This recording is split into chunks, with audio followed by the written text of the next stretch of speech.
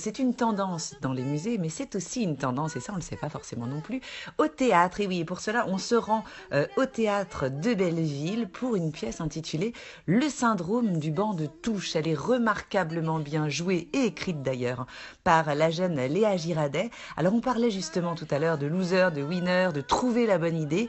Et bien ici, l'idée c'est justement celle de mettre en parallèle le vécu, le poids supporté au quotidien par une jeune actrice au chômage, Léa Girardet elle-même, avec le vécu qu'ont eu certainement ces remplaçants postés sur le banc de touche, ceux qui restent dans l'ombre, ceux qui ne sont pas voués à devenir des héros. Léa Girardet a décidé de prendre le contre-pied de ce fatalisme et justement de rejouer le match, de le refaire avec une véritable leçon de coaching et d'optimisme. On regarde. Beaucoup de journalistes pensaient qu'on allait perdre. Il fallait qu'Aimé Jacquet démissionne, que Christophe Dugarry ne méritait pas sa place. Vous savez, Madame Lucchini, je me dis que si Franck Leboeuf, qui était remplaçant depuis le début de 98, est rentré sur le terrain le soir de la finale, alors oui, tout est toujours possible. Je suis pas Cantona.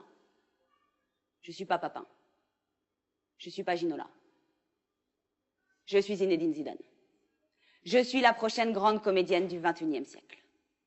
Quand l'art sublime le sport. Art in the City, c'est le magazine de Fleur Baudon. Vous pouvez retrouver toutes ces infos. Fleur que l'on retrouvera tout à l'heure dans la matinale et on jouera, on essaiera en tout cas, c'est ça. On va essayer de s'improviser sur ce plateau, autant vous prévenir, comme des artistes, vous aussi d'ailleurs, derrière votre petit écran. À tout de suite.